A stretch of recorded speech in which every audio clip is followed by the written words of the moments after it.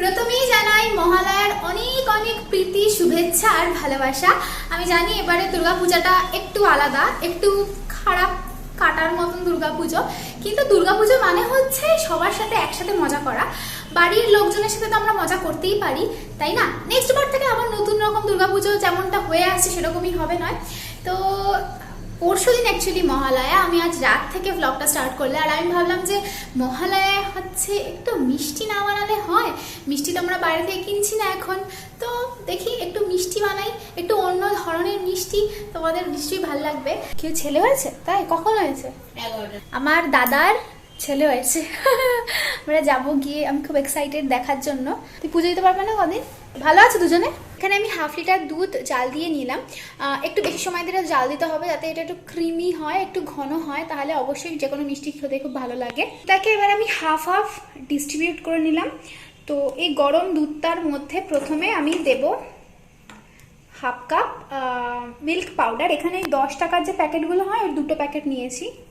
এর মধ্যে আমি 1 পিঞ্চ দেব বেকিং পাউডার, 1 চামচ মতন আমি এখানে কর্নফ্লাওয়ার দেব, আর এখানে 1 কাপ মতন আমি চিনি দেব। আর এটাকে একদম খুব ভালো করে আমি নাড়াতে থাকবো। প্রথমে দুধের মধ্যে সব জিনিসগুলো মিশিয়ে তারপরেও দুধটাকে ফোটানো যেতে পারে, সেক্ষেত্রে আর কি বেশি ভালো। বাট তাড়াতাড়ির জন্য আমি ওরকমভাবে করেছি। ওই যখন মেশাবো তখন গ্যাসটা বন্ধ করে দেওয়া উচিত। তো ভালো করে মিশে গেলে একদম দুধটা যখন সব জিনিসগুলো মিশে যাবে, তখন এরকম একটা স্প্যাচুলা নিয়ে সারাক্ষণ এটাকে নাড়াতে থাকতে হবে। অ্যাটলিস্ট 5-6 মিনিটের বেশি, 7-8 মিনিট লেগে যাবে, যতক্ষণ না এটা একদম এরকম কনডেন্স মিল্কের কনসিস্টেন্সিতে আসে। এটা এখনো হয়নি। কর্নফ্লাওয়ারটা দেওয়াটা খুব ভালো, তাহলে একটা ক্রিমি কনডেন্স মিল্ক হয়। তো এটা অনেকটাই ঘন হয়ে গেছে, দেখতেই পাচ্ছ। তো লাস্টে না আমি একদম হাফ চামচ একটু ঘি দেব, এটা দিলে খুব টেস্টি হবে জিনিসটা। তো আমার হোমমেড কনডেন্স মিল্কটা রেডি। কনডেন্স মিল্কটাকে আমি সাইড করলাম। এবার এখানে বাকি যে দুধটা ছিল সেটা দেখতেই পাচ্ছ, সেটাকে আমি আবার ফুটতে দিয়েছি। এবার এখানে আমি একটা ডিম নিয়েছি, এটাকে ফাটিয়ে নেব। আর এই ফুটন্ত দুধের টকবক করছে দুধ, তার মধ্যে অল্প অল্প করে ডিমটা দেব। এটা হচ্ছে ডিমের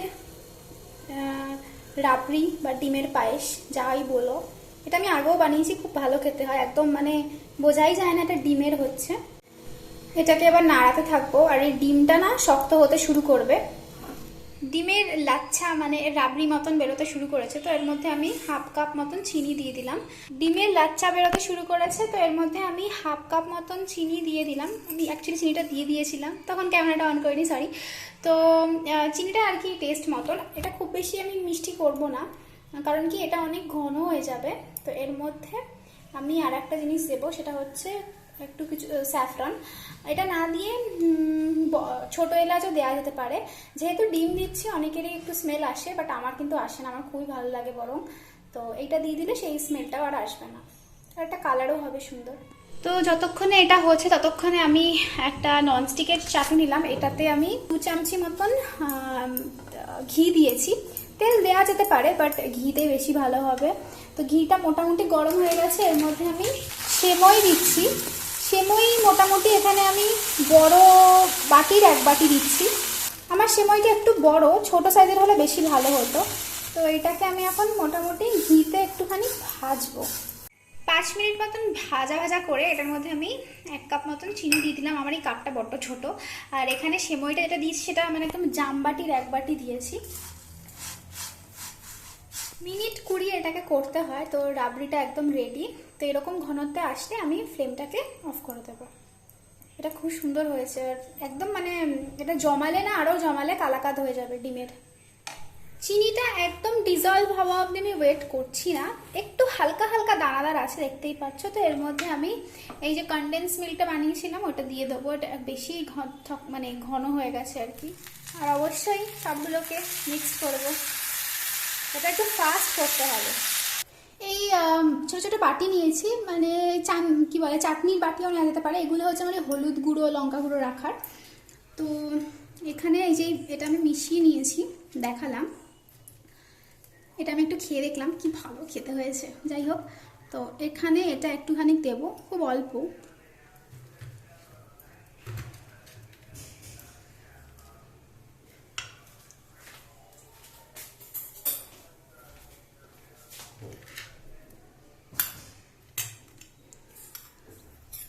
এরকম চামচ দিয়ে না এটাকে এরকম বসিয়ে দেবো। এর ওপরে আমি একটুখানি এই ডিমের রাবড়িটা যেটা বানিয়েছি ওইটা দেবো।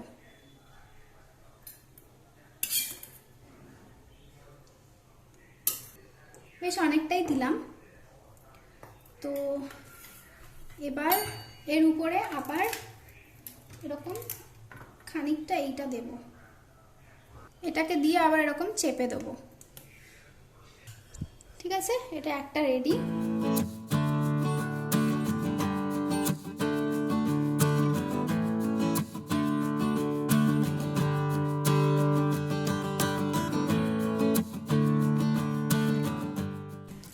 যা খেতে হয়েছে না পুরো মুচমুচে, এক্সিলেন্ট।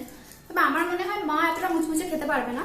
তো বাকি যে জিনিসগুলো রয়েছে ওই 3টে বাটিতে হয়ে গেছে, এটা ফ্রিজে রাখা যেতে পারে, তবে আমি এমনি রাখছি। বাকি যে জিনিসটা বেঁচে গেছে ওই দুটোকে আমি একসাথে একটু জল দিয়ে জাল দেবো, তাতে মনে হয় এটা এতটা কড়কড়ে থাকবে না। সম্ভব ভালো খেতে হচ্ছে, সত্যি বলছি। তো গ্যাসটা আমি অন করে দিয়েছি, আর এর মধ্যে না আমি এক বাটি, এখানে প্রায় 300-350 মিলিলিটার মতন দুধ রয়েছে, এইটা দিলাম। আর এটাকে এর মধ্যে মিক্সড করতে হবে, কারণ এই যে বাকি এই ডিমের রাবড়িটা ছিল এটাও দিয়ে দেবো। উফ, যা হবে না, সাধারণ একটা ব্যাপার ঘটতে চলেছে। দেখতেই পাচ্ছ একদম শুকনো শুকনো হয়ে গেছে। তো এই সময় আমি ফ্লেমটাকে অফ করে দেব। তো প্রথমেই বলি, এই যে বাটিগুলো বানিয়েছিলাম এটাকে তো বলা হয়নি, এটাকে আমি এভাবে প্লাস্টিক যে র্যাপ হয় বা যে কোনো ঢাকনা দিয়েও ঢেকে রাখা যায়, আমার কাছে এটা আছে বলে আমি এটা দিয়ে এটাকে ঢেকে রাখছি।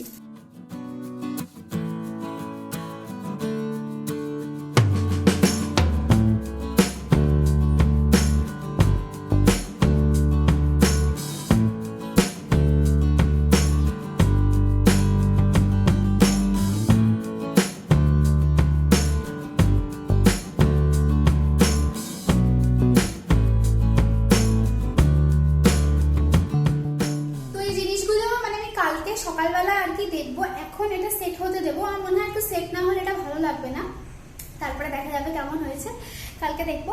তো আপাতত আমি রাতে রান্নাটা করে নিই, 9টা বাজে, সবজিটা করতে হবে মা রুটি করে। রান্নাঘরটার অবস্থা দেখতে পাচ্ছে তো, একদম মানে হজবরল হয়ে রয়েছে। যাই হোক, ঠিক করি।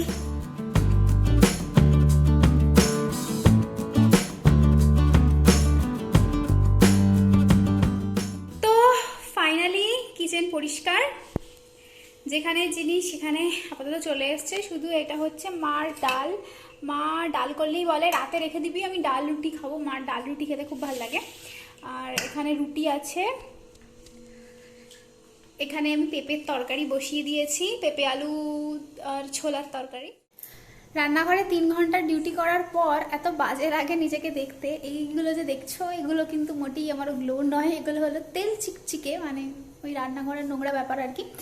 যাই হোক, তো আমার একটা জিনিস খুব বাজে লাগছে, এক্ষুনি একটা বাজে ঘটনা ঘটলো। সেটা হচ্ছে ওপরে আমি বলেছিলাম না ওরা থাকে, ওরা প্রায় আর কি, মানে প্রায় না, মাসে একবার করে এখানে ওদের মা বাবা থাকে, তো তাদের সাথে দেখা করতে তো যায় অবশ্যই। তাদের আর কি নিজস্ব বাড়ি, আর ওখানে একটা খুব বড় কি গাছ, কারি পাতা গাছ আছে। আর আমি কারি পাতা খুব পছন্দ করি, রান্নায় ইউজ হয়। তো ওরা যখনই যায় আমার জন্য এরকম কারি পাতার ডাল নিয়ে আসে। তো এবার দিদি দিচ্ছিল, অনির্বাণ নিচ্ছিল। এবার ওদের যে ছোটো মেয়েটা, ও আর কি আমাকে খুব পছন্দ করে, নেল পালিশ পরে লিপস্টিক পরে, আগে আমি ওকে দেখাতাম, তখন তো এসব ছিল না। এবার ও খুব পছন্দ করতো আমাকে আবার বলতো লাল রঙের নেল পালিশ পরতে, মানে কথা বলতে এখনো শেখেনি, রং দেখিয়ে বলতো।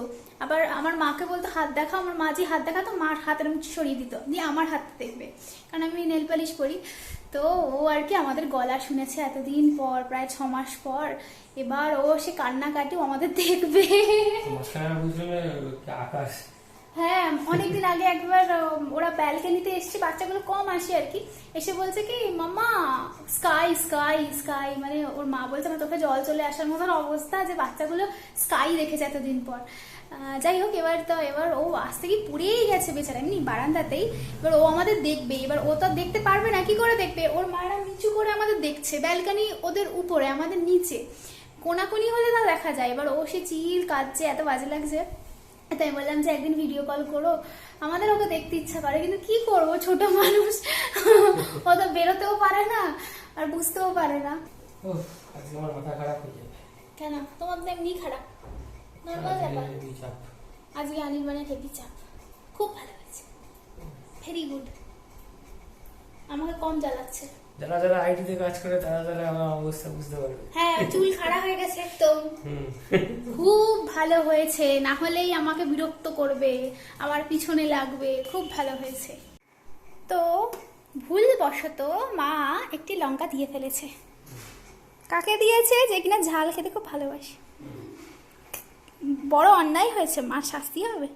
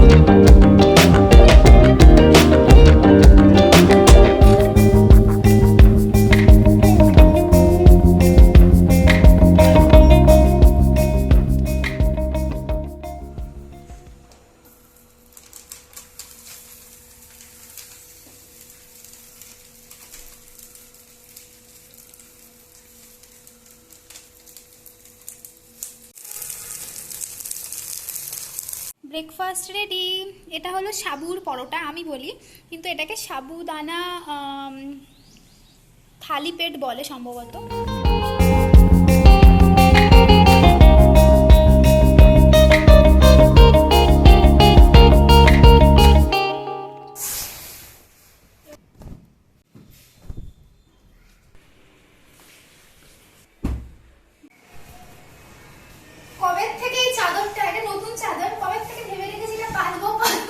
এটা তুমি কালকে পাততে পারতে।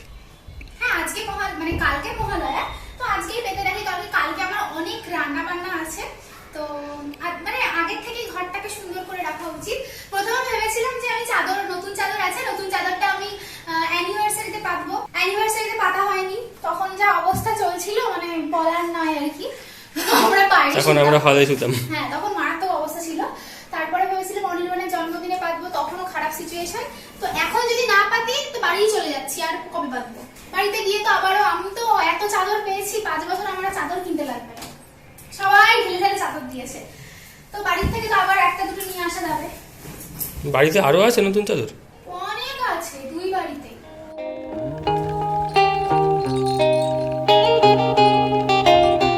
খুব সুন্দর লাগছে কিন্তু, বলো চাদরটা?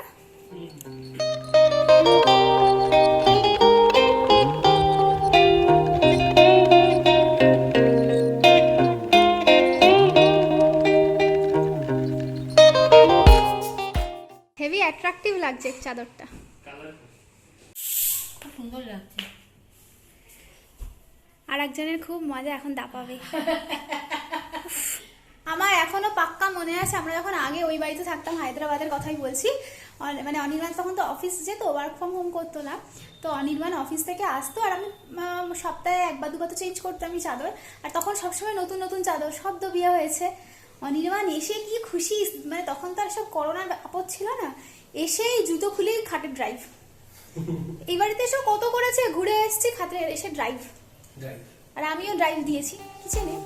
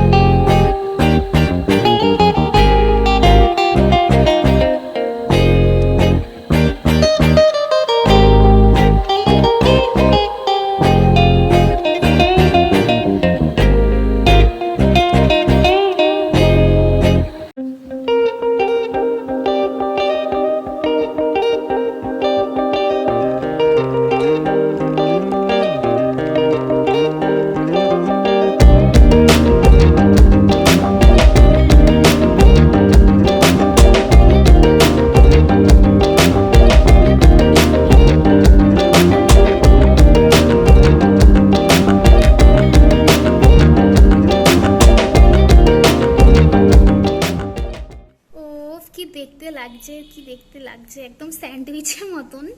তো এইগুলোর ওপরে না আমি একটুখানি কালকেই কেটে রেখেছিলাম, একটুখানি পেস্তা দিয়ে দেবো। মা বলেছে পুরো হলদিরাম। হলদিরামের তুমি মিষ্টি খেয়েছো? হ্যাঁ। কি নামের? মা এমনি বলছে। এই দেখে যাও কেমন হয়েছে মিষ্টিটা। সেমুই সন্দেশ। সেমই স্যান্ডউইচ সেমুই সন্দেশ। বাহ, কেমন হয়েছে? দেখতে তো হেভি হয়েছে। তুমি একটা খেয়েও দেখতে পারো এইটা, এগুলো আমার ফটো তোলা হয়নি। বল, এটা খাবো? খাও না এখন খাবো না, খেয়ে খাও। খাও, খাও, অনেক আছে। অনেক বানিয়েছি এগুলো।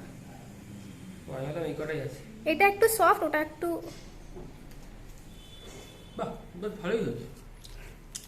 সন্ধ্যেবেলায় খাওয়ার জন্য বেস্ট। বাহ।